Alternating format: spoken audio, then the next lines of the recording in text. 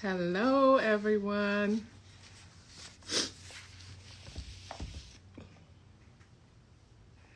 Hi. Hello, my friends. I know, why am I wearing a crown? Trust me, it is not because I am bragging or Kevin Taylor or anything like that.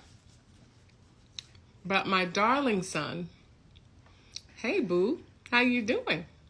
Hey LaTanya, my good friend, my bestie Tani Ton. My darling son came up before going up for bath and said, Mommy, I want you to wear this for your show. And I promised him that I would. I will be taking it off because it's actually his crown. He's my little prince. But he wanted me to wear it. So here I am, and I'll get to show him tomorrow that I got to do that, and he will love it. So go to my stories. You'll see us together. The sweetest kid ever. I'll fight you. Come on. Yeah, my sweet boy. Okay, so listen, we've been away. We've been away for a while. And it was intentional, but we're back. Artist Talk is back. We're back every week. So we got some great guests lined up for you. I'm excited about tonight. This guest, when you talk about multi-hyphenates, I mean, you run out of space on any piece of paper trying to list all of the things he does. And does them all extremely well. Thank you, my friend. Thank you. Yes, Kevin Taylor, a creative break. But I met Relentless Aaron through my best friend, LaTanya. They are a power couple. And when they got together, of course, I was like, let me see who this is. Because this is my girl. And I don't play when it comes to my girl. But it was an instant connection. It really was. And the more I learned, the more impressed I was. So I'm excited this week, our first week back, to share Relentless Aaron with you. And I know that you'll feel the same way that I do about him, about how encouraging he is, and how much knowledge the man packs in that one head. All right, I'm gonna see if he's here. I need to be on the TV show Sisters. Okay. Well, thank you. I love Sisters, and I love my friends that are on Sisters, and I am cheering them on every week. But thank you so much for that. Let's see if our friend is here. Haven't done this,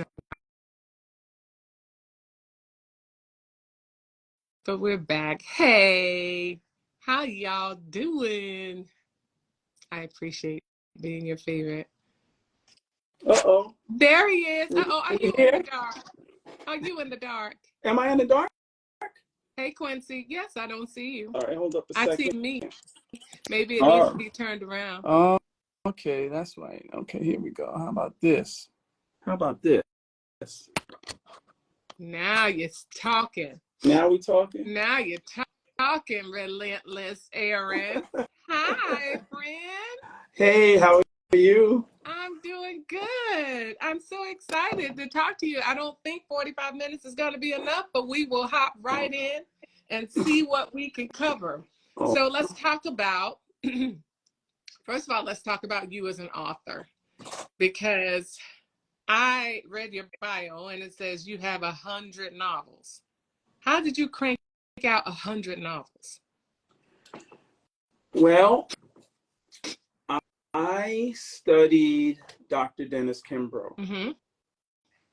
And Dr. Kimbrough teaches that if you practice or you become a practitioner or an apprentice or you study up on something for 3 to 5 years, you can be the best in your neighborhood.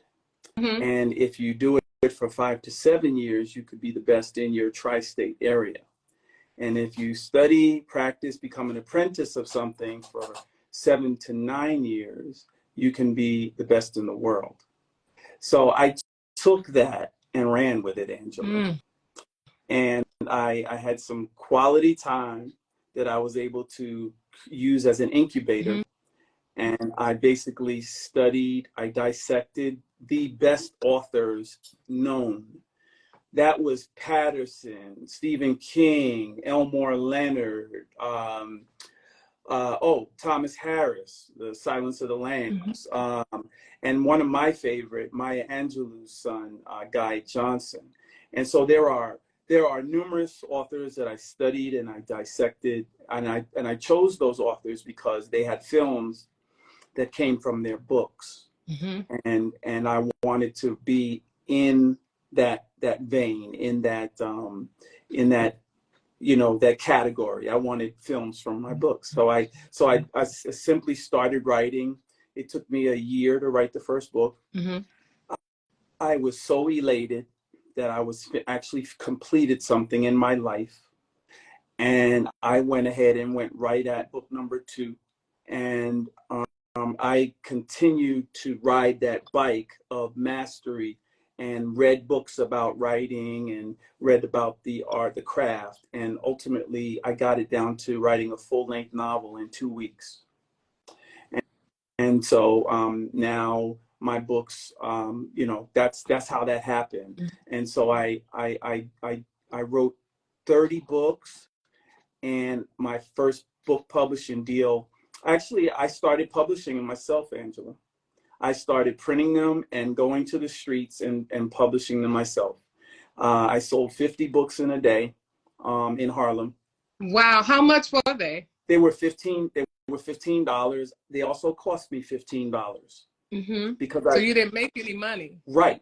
And it didn't matter. Yeah. It didn't matter. I already knew that where I was headed. Yeah.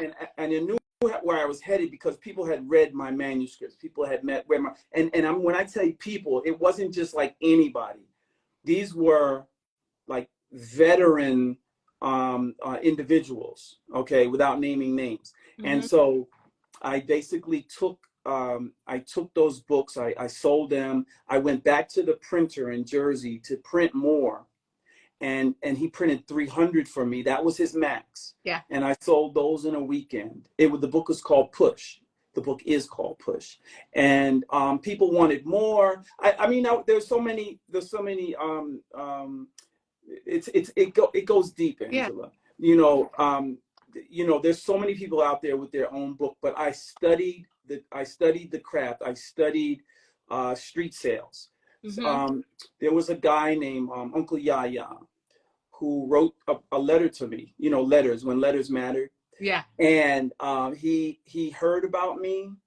I had, before writing books, I had published a magazine. I had a TV show on public access TV that I turned into a commercially popular TV show that ran in 2 million homes in the tri-state, New York, Connecticut, Jersey area. And so I was already, acclimated and connected. And I wasn't really drawn up into the whole celebritydom. But what it was that I took all of my knowledge and my experiences from being behind the scenes and being in the clubs in New York City and all like that. And that's how those books came about. So that hustle comes from another area. I'll be glad to share that with you too. So. I want to know, but what I also want to know is, like, 5-year-old, 10-year-old Erin, did you ever see yourself writing books at that time? Was that like a dream of yours? So when I was in school, and I was thinking back when I was in 5th grade, I remember a teacher named Mr. Hopkins, and I remember him writing on the board and doing what teachers do, and I remember copying what he wrote on the board. And I remember even copying things I would read in the book. I enjoyed the craft of moving my hand and a pen to paper. I enjoyed it. It was enjoyable to me, even though I was copying what I saw. For some reason, it was just a calling. So, and the other thing I want to say, you know, so people don't know, Relentless Aaron is my pen name. And I chose that for a reason. Aaron has 2 A's in it. So when you're listed as an author, you're listed alphabetically. So by default, I'm at the top of all lists. Yeah. Okay. But yeah. also, I also am a real study of Hank Aaron. And God bless him, I wanted all my books to be home runs. And that was the state of mind that I attacked this writing thing with. And if I'm attacking something like Hank Aaron, I can't lose. The other thing is Relentless is really, see, so my first name is DeWitt, right? Yes. And I know a Joyce DeWitt Clinton. It's a muddied space with that name. So I says, you know what? We're going to create a brand new name for my brand new brand, because I have so many books. I didn't want people to have to remember all the titles. Yeah. I just said, you know, we're going to Diddy this thing. You know what I mean? We're going to 50 Cent, we're going to Eminem and 50 Cent this thing. Yeah. And that's where Relentless came from. So Relentless is sort of my mojo, my energy, my aura. And Aaron just coincidentally has the 2 A's. So Relentless Aaron, I trademarked it. It rang true in the streets, on the news and ABC World News, and they started adapting this name, Relentless. So I just wore it and just said, it feels comfortable now. More people know me as Relentless than DeWitt, which is really weird. Yeah. But hey, I made this bed and I'm laying in it. Yeah. Yes. You talked about the hustle, and you said you'd come back to it and tell us more about it. Tell us about the hustle. So before I was Relentless, like I said, I'm DeWitt, right? And I come from Mount Vernon, New York, Westchester County, and so I am the third in a group of 6 kids that come from DeWitt Gilmore Sr. And my dad, at age 17, from White Plains, New York, was a baseball star. And I know this because there are newspaper clippings that applaud his work. And I also know this because I saw letters in the basement, you know, digging through Dad's albums and whatnot, and seeing letters from Jimmy Stewart and Jackie Robinson applauding him.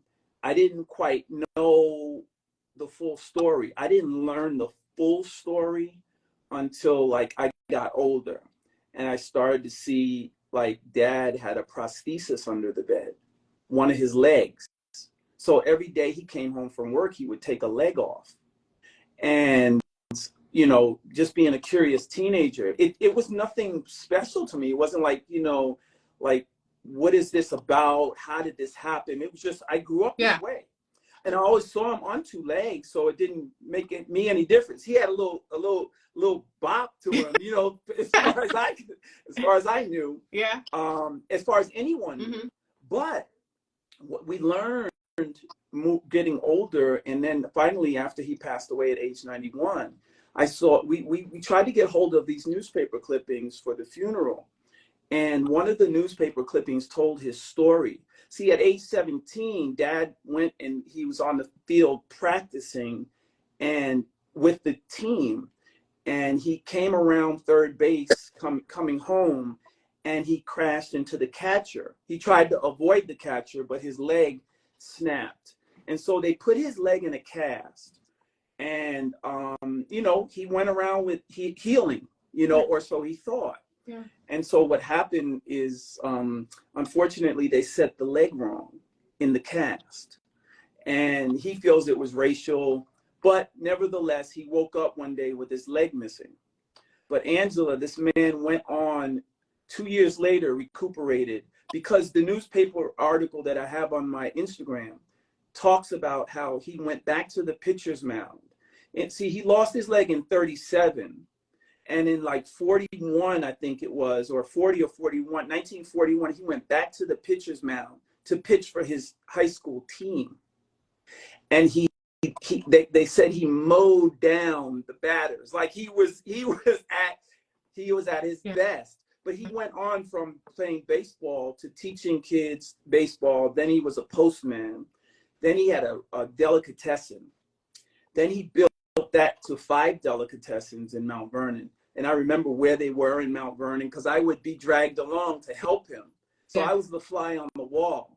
He also had a couple of laundromats. He had some rental income properties. He had a liquor store, and he had a very, very popular bar that transitioned through the ages. It went from Engelbert Humperdinck to Madonna to Snoop Dogg. And so ultimately, turned into a strip club, and he shut down all the other businesses for the strip club because it was hugely popular. I'm talking about like sports stars coming and, all boxing stars, all of that, without naming names, even entertainers, hip hop entertainers and stuff. So I grew up in that environment. And what I'm saying, and by the way, he had 6 kids as well. You're talking about a man with 1 leg. So arguably, this man was a superpreneur. In my eyes now, seeing all that he did without cell phones, without websites, without a team, without any of the things that we take for granted today, this man did it to death, and still, lived out to be 91. He ultimately got taken out by COVID. So that's my hustle. My DNA is really rich and powerful because, can you imagine what it took for a man like that to go on and also to be, obviously he had to look a little like something to have 6 kids. We don't come from the same mama. Hello. Listen, so ladies didn't care about that leg. He didn't. Yeah, in fact, I think he probably used that as his end. Yes, I think so too. I have a cousin who was an amputee. Have some compassion for a brother. Yes. Yes. But I feel that his missing leg was like Stevie Wonder's missing sight. Mm-hmm. It was Ray Charles missing sight. It was Ronnie Millsap's missing sight. It was that sort of like that something that was missing that he made up for, but he did it like 10 lifetimes. He lived, that so much he squeezed into 91 years. It's beyond me. I can't wait till the world sees that story. So yes, I'm sure you're gonna tell it too. I'm sure you're gonna be one that tells his story. Yeah. So at first you were self-published. I wish I could have known him. I feel like I get a little sneak peek into him knowing you. So that's really good. Yeah. Before I go on, did any of your other siblings take on that hustle? So my sister Julie is close, very, very, very close to me, and she has a few managed care facilities in San Diego. She is a chip off the old block. But she blames me for a lot of the success, but ultimately, I hold her dear to me. But also my sons are very, at the end of the day, we call it entrepreneur. We paint it with that brush, but what it really is we were resourceful. My dad was resourceful with what he had, what he was left with. Right. So I'm resourceful with my stuff. Right. Yeah. I think the resourcefulness is what has passed to my sons, because I see my son, my son DeWitt Jr. He's out there painting and he's cooking and he's doing all the things. He's doing these things just by like being resourceful. Yeah. And so and I see my daughter dancing and doing crypto and all these things. So again, this is just us being resourceful. Again, we can paint it with with entrepreneurship. We could paint it with being an entertainer or being talented. Ultimately, it's us being, resourceful with our 24 hours, resourceful with our skills, with our knowledge, with our experience, with our time given, Mm-hmm. Yeah. Tell me about being resourceful. I had to get up, y'all. I'm sorry, my phone was about to die. Oh, we can't have that. We can't have that happening on Relentless Aaron. So I'm good. I'm prepared. But tell me about that day. Planning that day. How you feel about how one should plan their day if they're going to have your.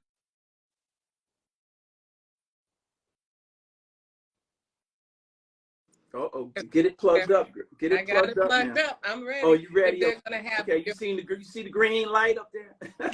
yes, sir. Okay, so If you're they're gonna asking have again. your kind of success, what kind of day? Because Latanya and I talk about you all the time and how you never stop. You never stop. So, what kind of day do you see one having that can lead to the kind of success that you've had? So I'm a no excuses kind of guy. Yeah, I know that. Um,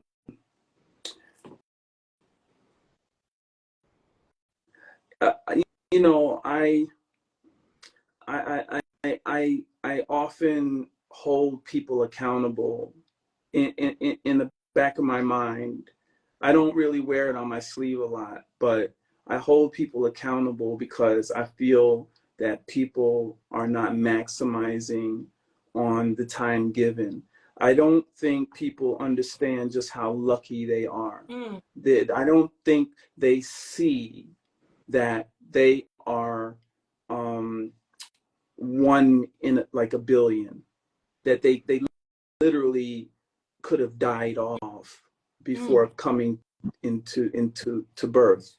And so I have always lived by a saying that I read in Think and Grow Rich, and that is, I am here to do the most productive thing at every God-given moment. So this is something that it's been in me since a teenager, and I remember having it on my wall, and you brainwash yourself, and this is me. This is just like they say I'm a road runner, or they have all kinds of names, but at the end of the day, I think, to whom much is given. Who said that I had to just be a writer, or who said that I had to just do this or just do that. We praise the people with the EGOT. The person that's doing the acting and this is your trade, right? We praise that person with the EGOT. What And about EGOT, guys, is when you win an Emmy, a Grammy, a Tony, and an Oscar. There are only a few people who EGOT, and even fewer Black people, but that is an EGOT. So that's one of the areas where you can kind of funnel all of your skills, right, into what you do. So I haven't quite I haven't quite mastered my time so that everything that I'm doing falls in a funnel. But if I was to say that funnel would be my stories, because my experiences have now led themselves to be storylines, and now I can funnel them all through Relentless, right? And they can come out as books. The books can turn into movies. The books can also turn into graphic novels. The books can turn into greeting cards. The creativity can turn into all of these things, simply like maximizing on thoughts, where thoughts become things, and those things put bread on the table, or those things earn notoriety, or those things inspire other people. You understand? So I'm mastering that. I'm mastering me, but I simply can't. I can't wait to wake up if I do get sleep. um, you know, I'm full of energy at all times. A lot of that is because I feel like my father missed out on a lot of. He got to see a little bit of the fame, but I don't think he really understood it. It all. I think he was afraid. There was a time that I wanted to start his documentary. I wanted to start filming him, and I even set up a cameraman and the whole nine. And he pulled the plug at the last minute. He was just afraid. Oh, I don't, and justly so. The older folks are scared of credit. They're scared of fame. They're scared of technology. All of those things, right? So I'm not blaming, but I'm simply saying that these are the life be life in. Life be life in. Yes. Now, you mentioned being self-publishing and selling, out of your trunk, so to speak, selling in Harlem, selling all of these books. When and how did you end up getting a publishing deal? So I went from the 50 books to the 300, and then the printer told me that was all he could do was 300 at a time. And so in order for me to get the price point it went from $15 to like $11 when I went from 50 to printing 300. But in order for me to get it down to $1, I had to print 20,000 books. And so I was resourceful, got hold of 20 grand, legally, by the way. Somebody lent me the money, and I went and got 18,000 books. It cost me about 89 cents a piece. So now I have all of these books. A tractor trailer pulls up to my makeshift office in Mount Vernon, New York, and I didn't even have the office space for all these cases of books. I had to, that day, that moment, sign up for more office space. So I did. We stacked the books in there. I mean, the walls just stacked with one book, by the way, Push. And so I was sold on the book. People who read the book were sold on it. I was just like, this is the book. This is the urban legend. This is what, this is a powerful, powerful storyline about an Avenger. Pretty much Luke Cage before Luke Cage came out.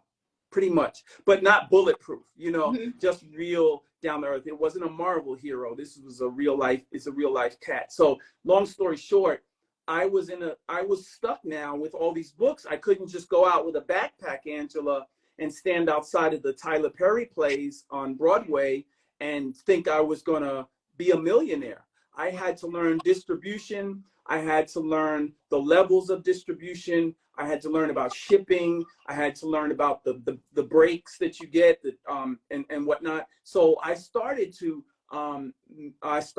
master getting my books into stores. Hey, what's going on? Bookstore number one. You guys ordered a couple of cases of my books and they're sitting here. I'm waiting for the address. We just never got the address.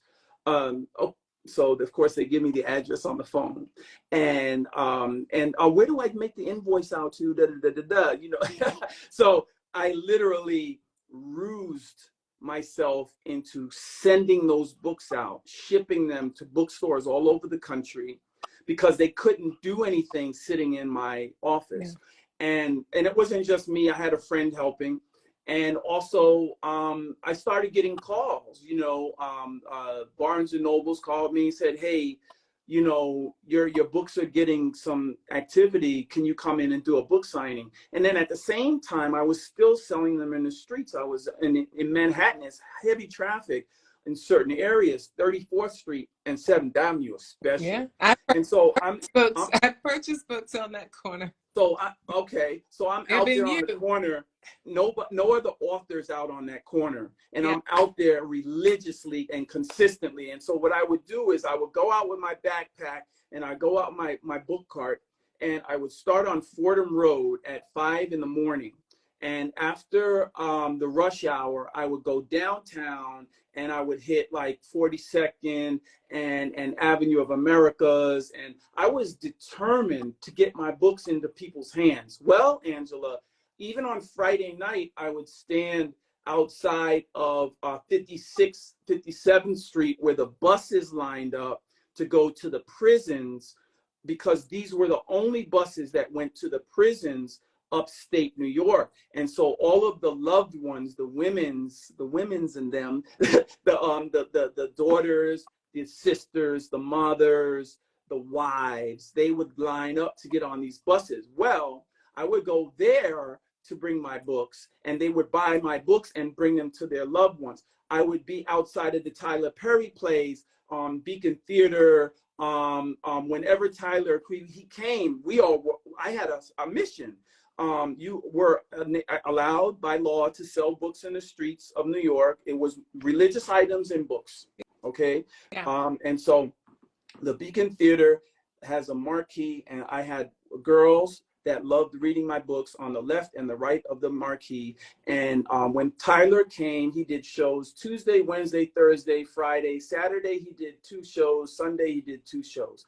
And so I was guaranteed to make $5,000-$6,000 from his run. And so when he finished that Beacon, he would run. Stop. You were guaranteed to make how much? 5-6 G's.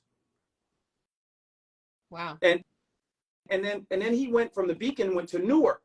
And so I followed him to Newark. Yeah, but he didn't do a run. He didn't do the big run in Newark. He would do like a weekend in Newark, right? So we would go out to Newark and do it. But Newark was a little different. Broad Street is not Broadway. Broad Street is shoot 'em up. Police sirens all the time, nighttime, thugs. It's serious. People trying to get in that theater quick. Yeah. So what had happened was the owners of Newark Symphony Hall was actually the city at the time, the city of Newark. Yeah. But the manager came out and invited me into the theater and said, "Hey, why don't you come inside and sell your books inside the vestibule, inside the front area?" So people would go in, they pay their thing, and you have the refreshments and everything. And so I had a book stand inside of Newark Symphony Hall. What? Simply because of my hustle. And they let me do it. I was the only author doing it. No, I had exclusivity. Yes. Not only that, it wasn't just Tyler. It was other people doing plays. Yeah. And I would go out for those as well. And then also beside Tyler, there were other people doing plays in New York. So I literally had a little system. Whenever the plays came, I made sure I was there. There was one time and we did concerts too. There was one time that there was an event at the Beacon Theater, and picture this: everybo's in the theater. It's quiet outside. We waiting for the let out, right? Yeah. My daughter at the time, little sassy thing, was out there selling books with me, and 3 ladies come out, and they walk right up to the table. No, in fact, my daughter was like, come here, see the book. She's doing a sales thing. Yeah. Gail, Suzanne, and a 3rd lady. Gail, Suzanne DePass. Gail, the only Gail that we know. And the 3rd lady, I didn't know who she was, honestly. But she's walking with Gail and Suzanne. Yeah. They're looking at my books. My daughter's over there selling the daggone thing at age like 8, 9 years old. And they're like, oh, she's the cutest little thing. Meanwhile, my brand is being promoted to some of the biggest, Yeah. Anyway, I went over and talked to Gail. I said, Gail, I know you ain't got no time to read no books, urban lit. She said, you better bet it.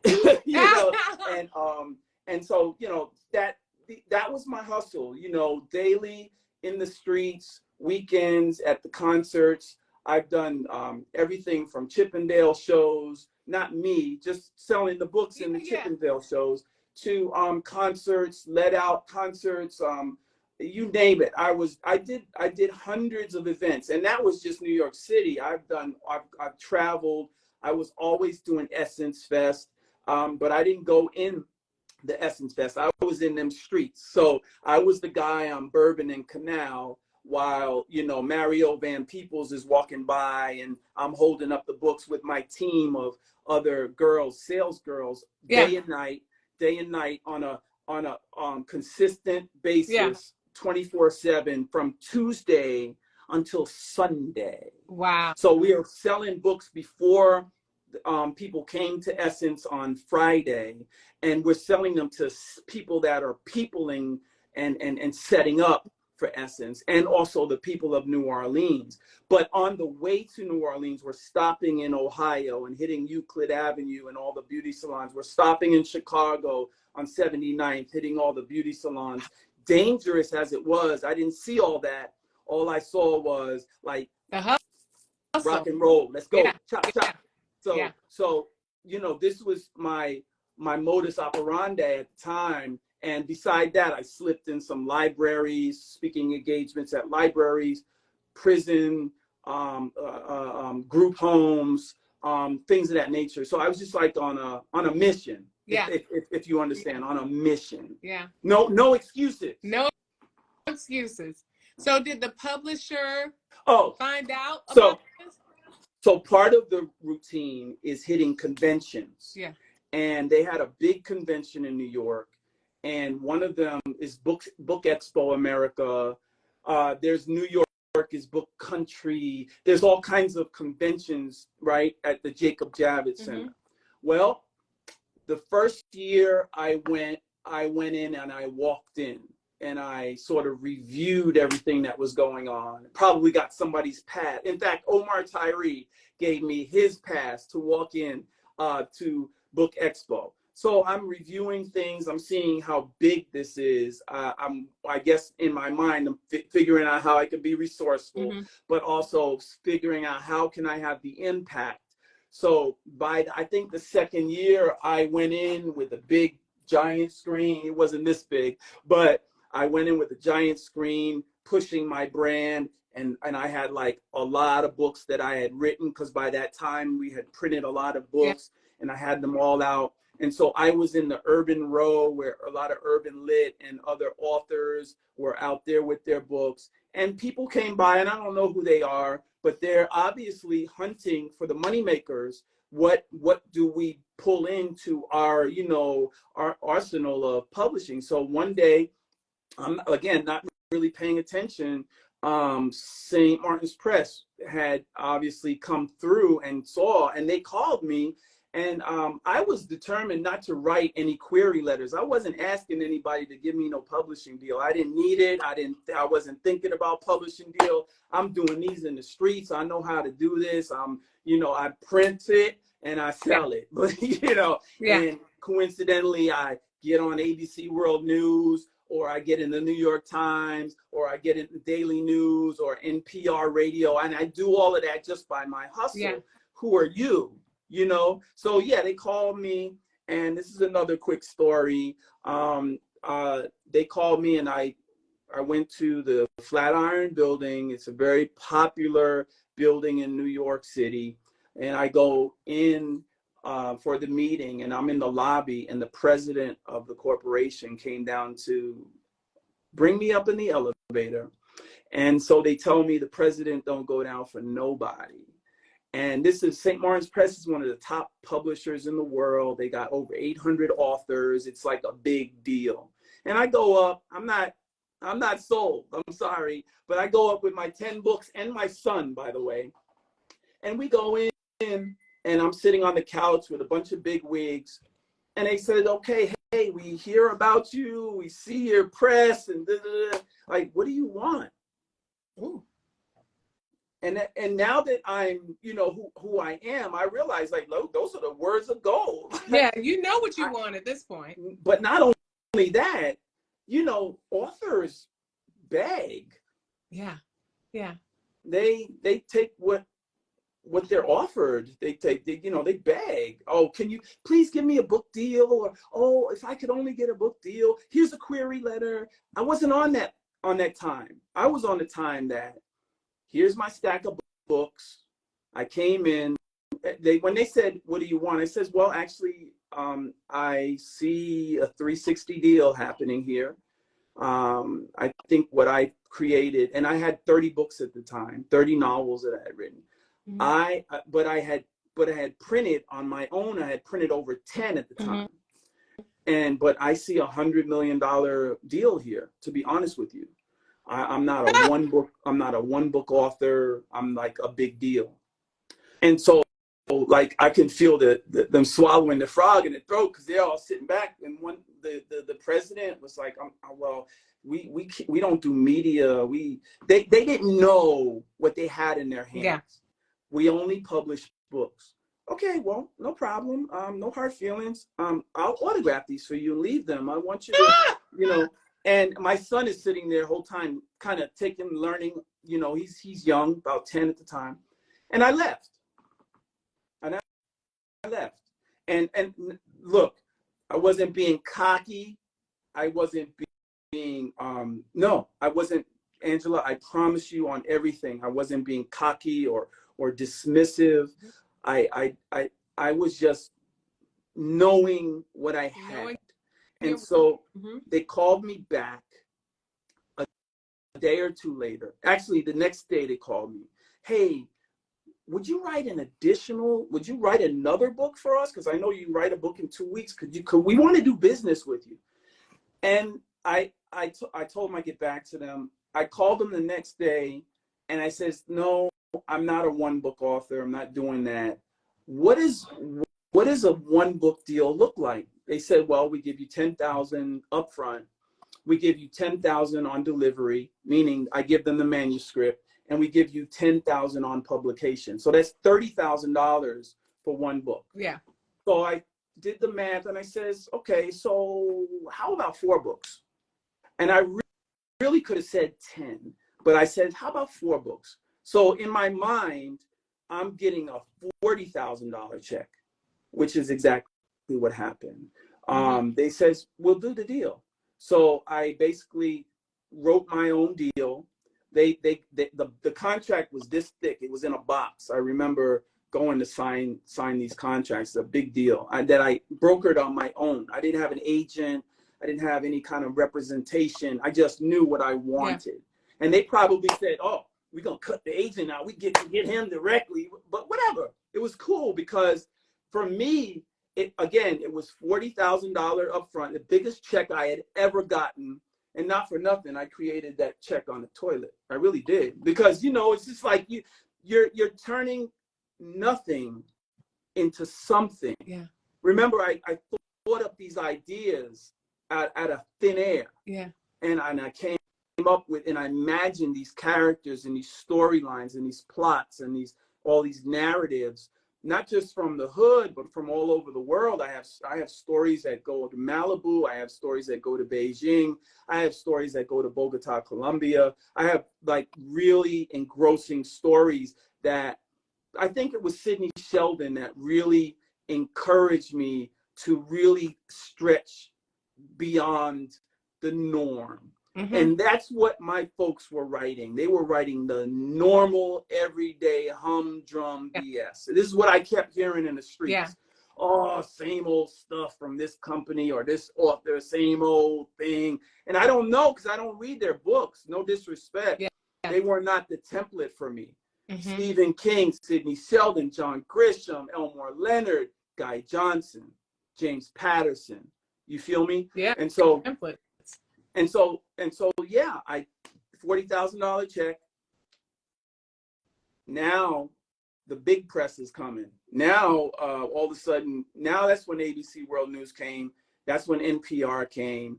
That's when big news organizations came from Canada and Spain. Everybody wanted to know what I had. I was like that golden child. Mm-hmm. And I wasn't sold on it, but I remember the morning that somebody called me and said, dude, you on the front cover of the New York Times. Like, okay. So I probably had a robe on, Angela. I ran through the street to the local stationery store. I bought all of them Sunday papers. It was the Sunday paper too. the Sunday New York Times is bigger than all the other Yes. papers in the week. Yes, we live And for the Sunday Times. They had me on the cover of the arts and leisure section. And it wasn't just like a column, it was like a whole story. And they had more continuing inside. I'm like, okay. So this is what I manifested. I manifested. And I think I did it just being resourceful. And yeah, the deal turned into something else, because after I brokered that 4-book deal, agents started to call me. And one agent in particular, Ian, he called me, says, hey, you know, I do a lot of deals, bro, with New York Times bestsellers, and I never heard a story like yours. I understand you wrote 10 other books. If I could get you a deal for those 10 books, a distribution deal, would you come aboard my tribe? I'm like, yeah, sure. Because I already published the books, Angela. What wrong could I do? He created a bidding war, Angela, with the same publisher that cut me the deal for 120 grand. And he got another $150,000 from the same publisher. It was then that I got a check for 75 grand, because what it was on a distribution deal, you get 50% upon signing and 50 upon delivery. So he got me a 10-book deal, which was 150 grand just for distribution. Yeah. And so I got a check for 75 grand. Again, biggest check I ever saw in my life, all from stories I wrote and thought up in my sleep or sitting on the toilet. Yeah. So this is how the big publishing deal came. And then right on the tail of that, I got a call from 50 Cent's people. Hey, we'd like to do a deal with you, a novella, which wouldn't interfere with a novel writing publishing deal. So the 50 Cent deal was sick, because I already wrote the book, and I already said, okay, I'll break a book in half. That'll be 150 pages. That's a novella, and he'll get the other one. He'll get the other one. A novella is like a shorter version of a novel, right? But in fact, it being called a novella, it would not interfere with the publishing deal I had with St. Martin's Press. In fact, what happened is that St. Martin's Press did a deal with Simon and Schuster. Now you're talking about the biggest publishers in the world doing a deal over me. And so what they did was Simon and Schuster said, hey, we'll publish a book, and we'll market your stuff inside of ours. And St. Martin's Press said, okay, we'll market your stuff inside of ours. And so thereby I had 2 deals, right? One with 50 Cent, who arguably was one of the biggest rappers in the world. So what happened was, I had all my hustle. I had accumulated some 3 to 4 billion impressions in media, hard and soft media, mostly hard, on my own. When I signed the deal with G Unit and 50 Cent, in 1 week, I grabbed 4 billion more impressions just by that one deal. It's crazy. Wow. So yeah, the deals just kept coming. I got a 3-picture deal with Bill Duke after that. He just called. Actually, he was on my hit list. Bill Duke, Ice Cube, John Singleton, God bless him, and F. Gary Gray. Those were the 4 people on my hit list.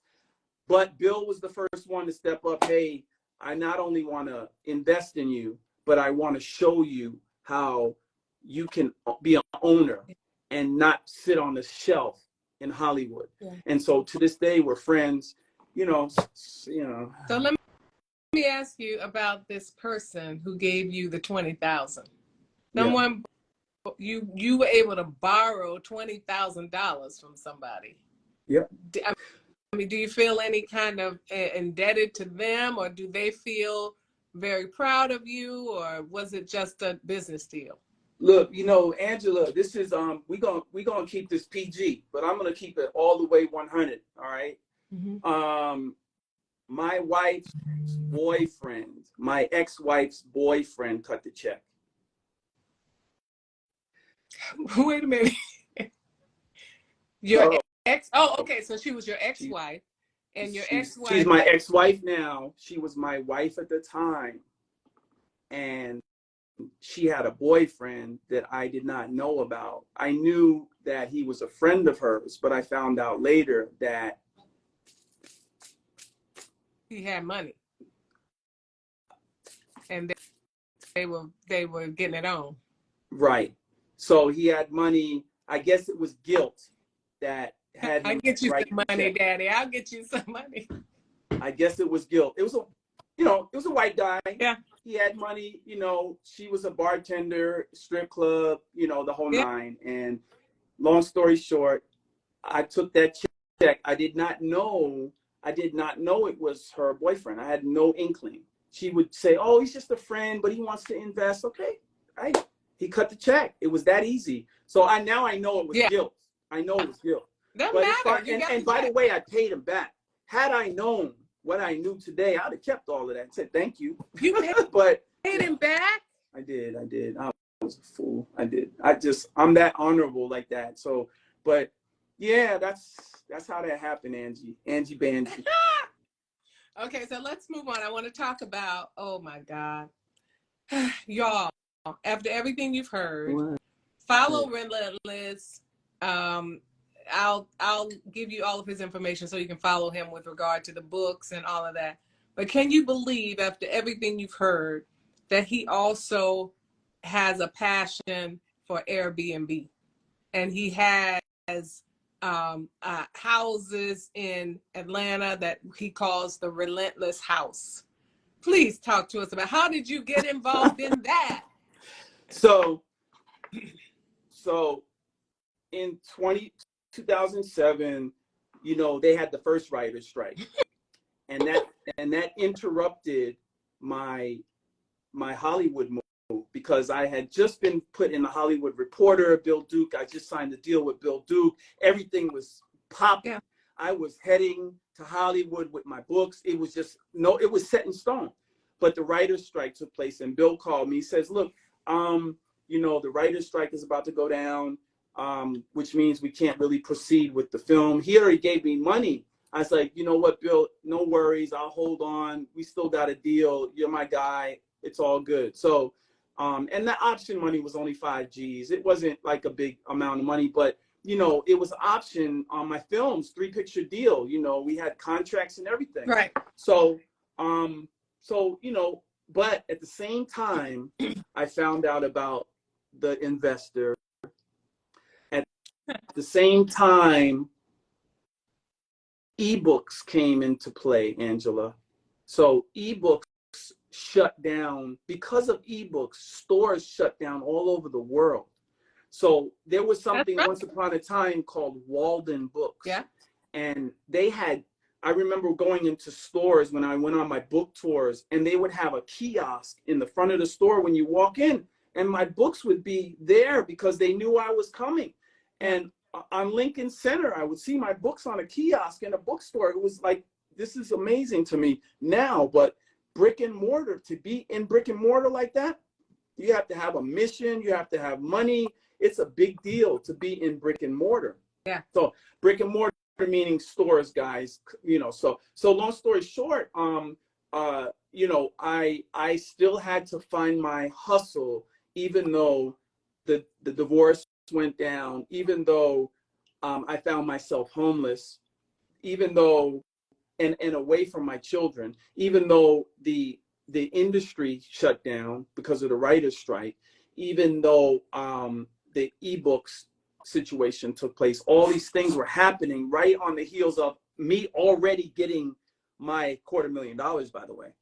So I had to make do. I had to pivot, Angie.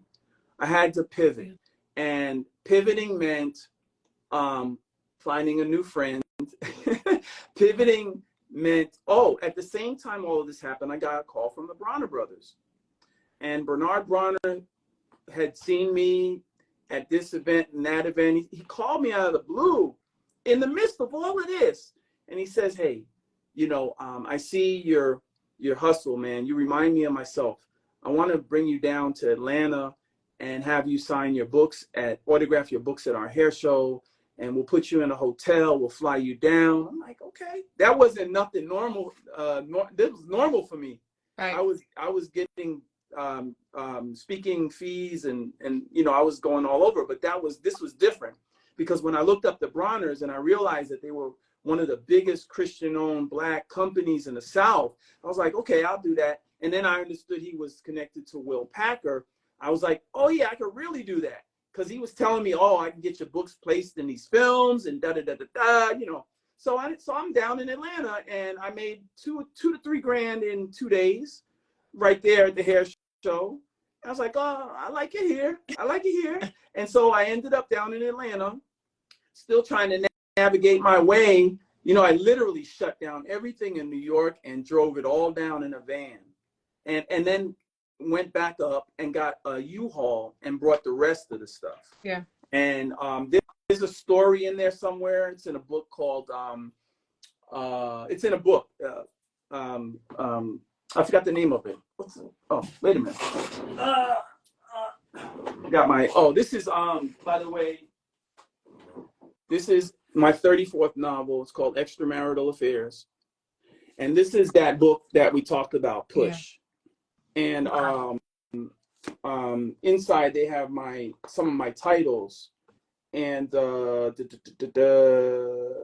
one of the books talks about I use the pain of me breaking up with the ex and having to go through the transition to the South. And I used it in a book. And Burning Desire is the name of the book. Mm. And one thing led to another, and I changed the names and all those types of things because I become gifted at that, to creating stories. But I basically turned my pain into more money. And that was actually my last book of the 4-book deal, because there was a 4-book deal and a 10-book deal, making it a 14-book deal. By the way, never done before for a debut Black, you know, author. But also, you asked me how I get to Airbnb, and this is where I was leading. Remember, I'm homeless, coming down here with a new girlfriend. That didn't work out. I got away from the extortion she was trying to do on me, and I ended up living in a van down here in Atlanta for like 2 years. So I want to say in 2009, I got up, my last publishing check was like $6,500. I went and bought an RV.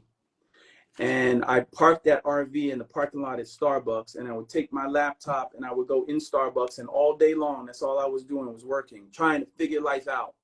Family gone, no roof over my head, living off of EBT, showering at LA Fitness, being resourceful with this liberty that I had. The wife at the time didn't divorce me and try to take money from me because she was in the wrong. She was the one that was cheating, right? Right. Nope, I'm not mad at her for what she did. She did what she did, right? I wouldn't be where I'm at today without that. So I'm not even mad about that. But by virtue of me being in Starbucks in Atlanta and producing concerts in Starbucks and networking in Starbucks, a boxing promoter came through there, and he scoops me up, say, hey, we need you. We see you do video production, and you know, I've been doing media forever. I had my own TV show in New York, remember? Yeah. So I end up filming for him, and he took me down to Kissimmee, Florida, where I filmed 90 fights during a weekend. And during that time, I learned about Airbnb. And while I'm down there, the guy that brought me into his home basically taught me the game. And a year later, I told him, hey, I want to do this in Atlanta. And a year later, I had this idea. I had this idea about having a writer's retreat. It was somewhere in my mind. But a year later, I had a house in Atlanta that I literally went from living in that tin can, that trailer I was talking about, my last check buying the trailer, to moving into a home, putting the RV in the driveway, renting the rooms, by the way, in the RV, and also renting 4 of the 5 rooms in the house on Airbnb. And so that was the beginnings of all of this. And it just became bigger and kept growing to 2 and 3 houses. And then there was Turo that came along, and it's a lot. So and you guys, it's Airbnb, but because we're out of time, but I gotta just tell the people about this. It's Airbnb, but it's also bed and breakfast because the brother. Yeah, we're not even on Airbnb. I used to be on Airbnb, but I now had to go to another level.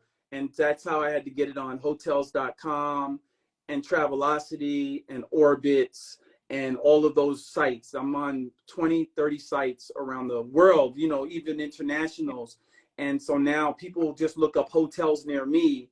And when they see, you know, I'm available and they see my price point, they're calling and They're they need a there. room. I'm And telling you, the I've had brother. a makeup artist that was from Tyler Perry Studios. She checked out of the Hilton and into my place. I've also had a Falcons agent stay with me for a week. I have all kinds of personalities, celebrities. Omar Tyree comes all the time, and it's another world. Yeah. The brother cooks. So if you And move don't in, forget, we cook. I cook from there too. So my brand, Relentless Eats, is on DoorDash, and I'm on, Uber Eats and DoorDash. So it's a lot. yeah, he cooks, and you can order food as well. I've never met anybody so resourceful. In addition to that, and I'm just gonna go down the list. He's an illustrator. So right now, he and his girlfriend have a line of greeting cards. You can get them That's on. my queen. That's not. She's my queen. Sorry, y'all. She's his queen. Listen, when they met, when they met Latanya, my best friend, one day we're talking, I was like, so now who's this guy you're dating? And she said, my king. I said, okay, all right, okay. Okay. So I but yes, I love it. This is his queen. He doesn't have to worry about her for sure, taking him for his money or any of that. But anyway, they have a greeting card line. So I'm going to show you how to go and look at that too. It's black images. It's beautiful, a beautiful line that you have to really take advantage of. And also, of course, we as a team, we fix people's credit. And we've been having amazing success fixing people's credit and getting them back to good health, and then also getting them business credit on top of the personal credit. A lot of folks don't know that you can attach your name to as many corporations as you want, just in terms of stacking what we call the low-lying fruit, the low-hanging fruit. There are banks out there, 7,500 banks, and they're all giving business credit cards, 0 interest for the first year. So basically they're saying, if you have good credit, come in with your company, we'll give you all this money, and you can go and make it make sense, and then come pay us back in a year, and we'll even give you more. So it's just like, we've been doing this for ourselves. We've been stacking the chips, as it were, and we've been helping other people stack the chips. Yes. Angela, everybody who has a fellowship and a following needs to have, of course, the media. I praise you on your podcast. Everybody that has a following needs to have a book, needs to have greeting cards from their brand, needs to have t-shirts even, but your brand needs to flow on its own because you already have a following. You know what I mean? Hint, hint, clue, clue, hint, hint. But I'm just saying. So let me tell you, this is wonderful advice. I think that we need to do some kind of question and answer with Aaron, with Relentless Aaron, so that the audience can chime in and ask you questions regarding business credit, regarding Airbnb, regarding being a published author. Would you guys like that? Because I think that's what needs to be our next step, that you all can chime in and ask him questions, because he does so many things. The business credit has really helped me and so many other people. They were helping so many people that they ended up going to school and getting certified themselves so that they could do this work. So I encourage you to reach out to them for that as well. I believe wholeheartedly. Now, this is the brother, I don't know if you guys saw my post a while back about the brother that got on me when I said I was writing a book, and he said, when?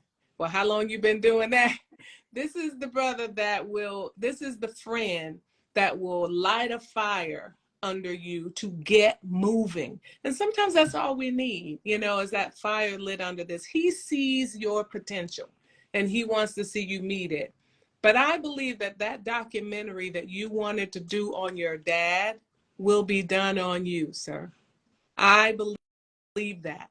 So, Well, somehow there's a story in me, but look, here's the big agenda, Angie, because I know you hear about all the things, right? And I could really wrap it up here, but all the things, the greeting cards, the this, the that, you can't. It takes money to make money, okay? If you don't have your own money, you are owned by somebody else. You have to go work for somebody else's dream. Even if you are an actor, you have to work on somebody else's project. It's not yours. You're just a leaf on their tree. Yeah. I need for people in this day and age, you're looking at one part of a team that's been able to amass $1 million in credit over the past couple of years. I know there's people smarter than me. I know there's people with good credit out there that are looking for the way out. I am the way. I am the truth. I'm not going to go. You ain't the light, brother, but I'm just saying, I'll light you up. I'll light you up. But I'm just saying, like literally, my experience is here. We're going to create 1,000 millionaires by this business credit. Yeah. That's it. And you are a light. So I believe that you are a way for people to find freedom and credit and financial freedom. I think that you definitely are the truth, because you do it all by being honest with people that you're dealing with, and you are a true light. And I am so glad that I got to meet you. I'm so glad that I got this time with you. And I lost track of everything. But I saw somebody say, what about the credit? So thecreditgardener.com, that's our website where you can get your credit repaired. We repair credit. That is how we make money. Let's be clear. We help people establish their business credit. We also make money that way. So those are revenue streams for us, amongst other things. We are here to help people get access to funds. This is the time, folks. Let me tell you something. 1.5 million people are still using AOL. I want you to step your game up. I want you to think outside of the box, and don't get caught up in what other people are saying about the economy, because you yourself as an individual, you got your own energy, you got your own tribes out there. And I'm talking to Angie, but I see so many Angies out there, so many Angelas out there. And you guys have your own ability to thrive, but you need money to make money. Let's get the money, because it's here. I'm telling you, I've done it for myself. Remember, I was homeless. I came on the heels of a writer's strike, and here's the next writer's strike. You can get this access to funds. You can turn these funds into your own. Now you own your own, or you can partner with somebody who knows how to take your thing to the next level. So I don't want to be too talkative, because I already need ibuprofen. I think no, he doesn't sleep. I think that the wonderful takeaway from this is so many, but definitely the pivot. We all, especially with the strike that's happening now for actors and what happened with writers, and you could have just lost your job. We have all been in a place where we've had to pivot. And Relentless is a great example of how a pivot can truly work for you, because every pivot that he had to make, he ended up doing something that was great and grand and next level. So please follow him. We're going to do that Q&A. We'll talk about when because I definitely want to do it. But follow him, be encouraged. I certainly am, even though he doesn't know it, but I am very encouraged by him, and he's helped me so much with my business. And I'm so grateful. So thank you for joining me, my friend. Thank you. Appreciate you, Yeah. your son, your husband, your whole thing going on over there, your whole energy, your whole aura. His Angela, y'all, when she first comes on the live.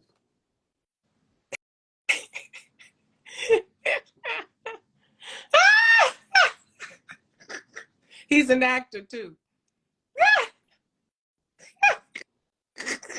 LaTanya, do you see this? Anyway, I'm going to put my crown back on and go upstairs and say goodnight to my child. I love you. And we'll talk Love soon. you back. We'll do the Thank you Q&A. so much. All right. Bye. Bye. Okay, you guys, I'll be back next week with more artist talk. I'm excited for you to meet my guest next week, Miss Jackie Bird. We are going to talk about her meditation book. Yeah. All right. Love y'all. Bye.